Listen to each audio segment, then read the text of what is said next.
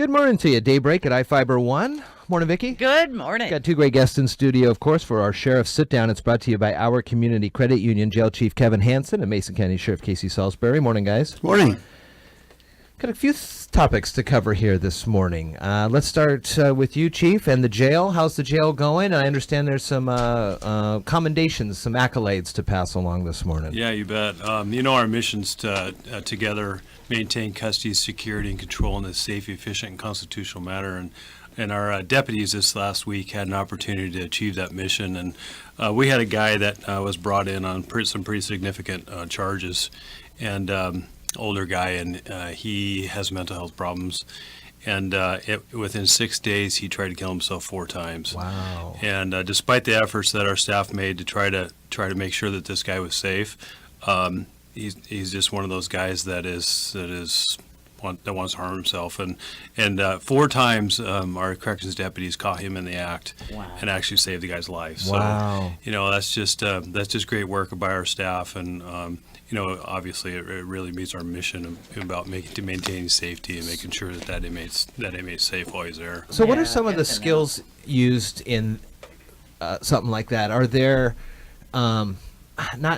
not like negotiating tactics, but is there training involved in how you talk to folks like this, how you assess the situation? Absolutely. What all different types of training did these folks have to understand this was going to potentially be a problem and then help him save his life? Yeah, we do screenings and stuff on the people when they come in, so we kind of get a baseline, of what they're like and what they're feeling, and then a lot of it's intuition, and you kind of know after dealing with people for day in and day out what their baseline is, and when somebody's off their baseline, our staff recognizes that, and then we call into call for services with other divisions and other entities like mental health. They'll come in and they saw this guy every day.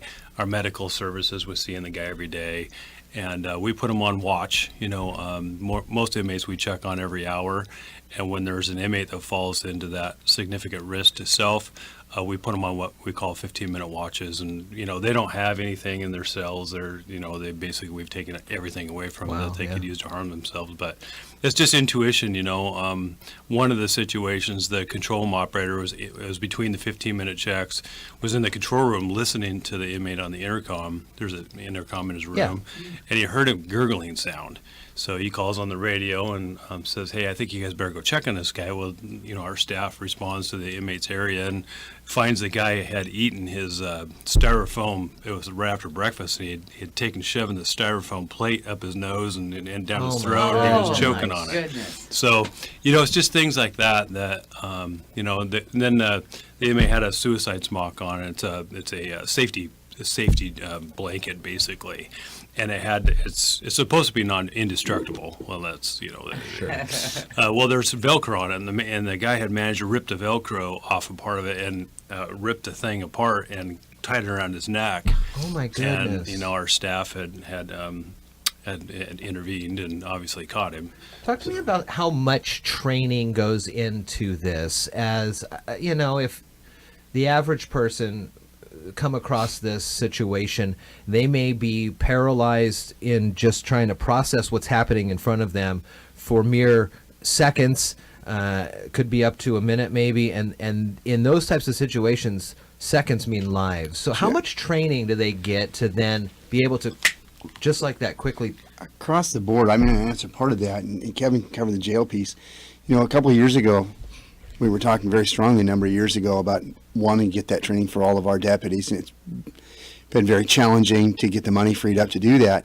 Well, now all of our staff receives a minimum of 8 hours of training on, it's like maybe, nobody's a psychiatrist or psychologist out of the group, but it's providing some training to people that have never had that type of occurrences, is to maybe recognize what circumstance that person's in, maybe what type of disorder they may have, and an appropriate way to deal with that particular one by either questioning the person or giving verbal direction to the person without asking questions. And there's just different techniques to doing that.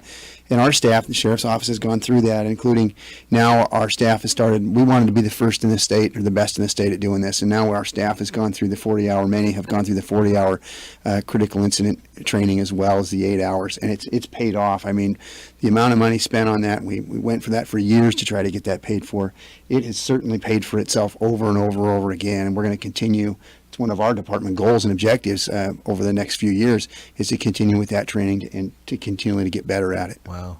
Our staff is just coincidentally in the last month has had the 8-hour what we call mental health first aid training, and a lot of that has to do with recognizing symptoms of people that are in crisis. Oh, cool. Jeez. Yeah, that's needed too. That was really good. Yeah. Out on the road, we couple that, with substance abuse issues, and they kind of, not always, but they sometimes run together. Yeah. And that really creates issues for us out on the road, and that's what makes it very, very hard for all of our staff, whether we just brought somebody in off the road and we hand them off to the jail deputies to complete the process of booking and everything, or we're just out in the middle of nowhere and we get called to those things all the time. And law enforcement's kind of become, not to take credit away from anybody else, we started to become mental health professionals. Sure.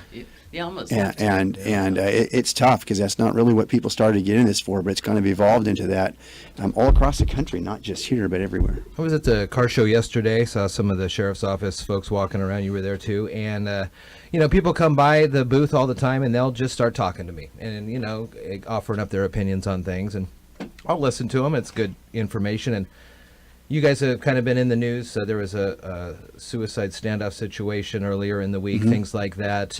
We were talking about that in passing. And then the conversation of body cameras came up. Yes. And how this is an ongoing, all the time, people are still talking about this nationwide, whether or not everybody should have one. Where's the money come from? What's the story on the sheriff's office and body cameras? I've heard that conversation been asked that a lot lately. We do not have body cameras at the sheriff's office, and we have never had body cameras at the sheriff's office. Would we like to have them? I think most of our people, in fact, would like to have them, but the cost of that is absolutely phenomenal. We one time had cameras in our cars. Yeah. Okay, it was kind of the precursor to going that route. The problem is with the public disclosure laws in the state of Washington, and some people just like to be abusive with it, will call and they'll want the camera footage from that for whatever reason. So we have to have people that come in and sit down and redact different things that are in there, other people's images that are in the background and things. And it's hours and hours and hours of sitting there going through those tapes to redact that just for a few minutes of video. Oh, wow. And so what ended up happening is it simply, and not unlike the other agencies around us, I might add, ran into the same thing, where it just became not cost effective to put a couple people out on the road and to have everybody else sitting back doing camera reviews. So we have never had body cameras. Wow. But I'll tell you, some of the agencies, I know some that do have them, and I think for some of this stuff, they're pretty remarkable, but they don't cover everything either. Then you also get into training with those. I sat through some of that at the state sheriffs and police chiefs conference that now is that an invasion of somebody else's privacy when you're called there and what's seen in the background and when you can have them on, when you can have them. So there's a lot to that I don't think a lot of people understand, but they like to talk about it. So no, we don't have body cameras. Them, huh? Well, No, we'd like to have them. I'm not sure on this. I'm being a little bit careful. I think the city may, but I think they also had a grant for I think they got for some software to be able to help run that program. But I don't know how long that'll hold out. It's expensive. Yeah. Wow. I've seen that. Interesting. What else? You have something here about the dogs? Oh yeah, the jail, the comfort dog, Mr. Sweat, Yeah. has volunteered. He's now volunteered with the sheriff's office, him and his wife, and they have dogs that are trained as comfort dogs.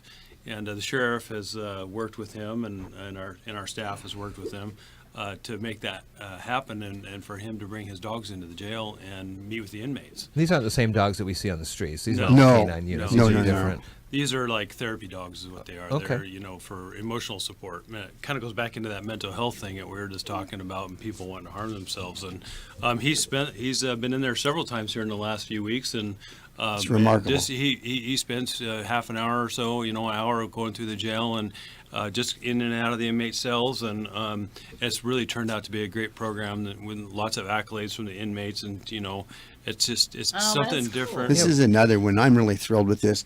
Chief and I talked about this. I'm familiar with using dogs in interviews with not always, but generally children of child sexual assault, and using those dogs during interviews. And we didn't have a system where we could do that here necessarily, but we came up with this thought of bringing the dogs in into the jail to calm things down.